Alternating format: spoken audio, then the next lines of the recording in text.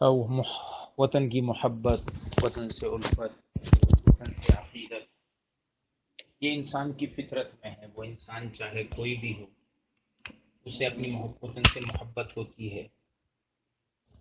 اور یہ محبت ہونا ایک فطری عمل ہے۔ تفسیر قرطبی کی 19 جلد میں 258 نمبر صفحے پر یہ حدیث موجود ہے کہ آپ علیہ الصلوۃ والسلام جب مکہ سے مدینے کی طرف نکلے اور آپ پہاڑی پر چڑھے تو آپ نے مکے کی طرف رخ کیا اور آپ نے فرمایا کہ اے مکہ، تو میری نظر میں دنیا کا محبوب ترین شہر ہے،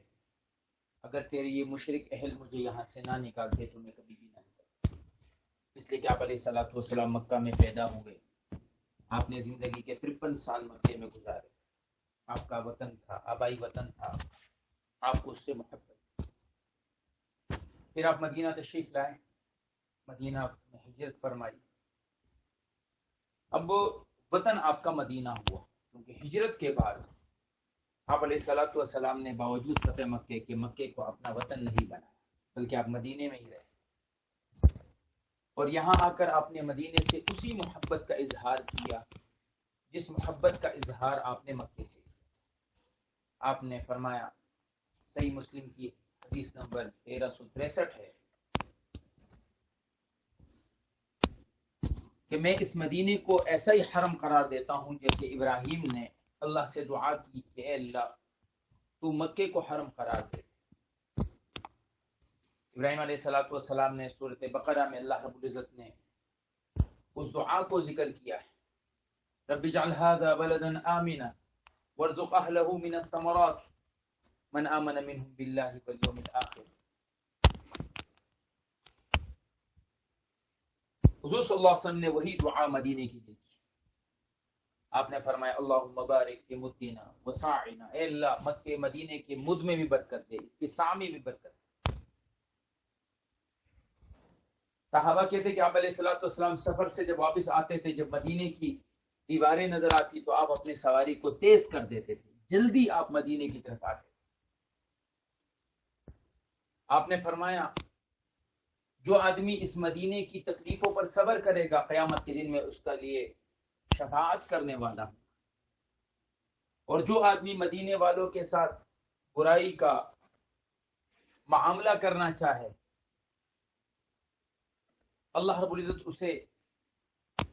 ایسے گھلا دے گا جیسے کہ نمک پانی میں گھل جاتا ہے۔ یہ تمام باتیں وطن کی محبت، وطن سے عقیدت، وطن سے الفت پر دلالت کرتی ہے۔ لہٰذا اپنے وطن سے محبت کرنا یہ ہمارے اسلام کی تعلیم ہے۔ اپنے وطن کے لیے دعائیں مانگنا، اپنے وطن کے دشمنوں کے خلاف ان کے لیے بد دعا کرنا جو وطن کو توڑنا چاہے، لیکن اس خوشی کے موقع کو ویسا ہی رکھا جائے جیسے کہ شریعت نے اجازت دی۔ ہمیں خوشی سے منع نہیں کیا گیا ہے، یہ ایک بہت غلط سوچ ہے کہ ہمیں خوشی سے منع کیا،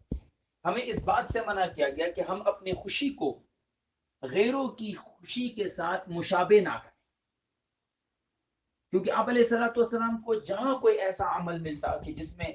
غیروں کی مشابہت ہوتی، آپ اس کو ترک کر دیتے۔ یہود جوتوں میں نماز نہیں پڑھتے، آپ نے باقاعدہ جوتے میں مسجد میں جا کے نماز پڑھی، فرمایا خالف الیہود ہے، یہود کی مخالفت۔ یہود اور مشرکین حالت حیض میں اپنی بیویوں کو گھروں سے نکال دیتے تھے کہ جاؤ جب حیض کا وقت ختم ہوگا تو ہمارے پاس آؤ۔ آپ نے فرمایا حیض میں عورتیں تمہارے پاس رہیں، تمہارے ساتھ رہیں، تمہیں کھانا کھلائیں، ان کے ساتھ رہو، ایک بستر پہ سو، لیکن میں بیوی والے تعلق قائم کرنے سے منع کر رہا ہوں۔ مخالفت ہر چیز میں، خوشی منانے میں، ہر وہ خوشی کہ جس کو غیروں کے طریقے پر منایا جائے وہ ناجائز، لیکن جو خوشی کو اللہ کے حکموں کے ایک حد میں رکھتے ہوئے منایا جائے، شریعت نے اس کو ہرگز منع نہیں کیا۔ 14 اگست پاکستان کی پیدائش کا دن ہے، پاکستان کی آزادی کا دن ہے، ایک اسلامی ملک جو اسلام کے نام پہ دنیا میں وجود آیا ہے، ضرور اس دن اس طرح کی خوشی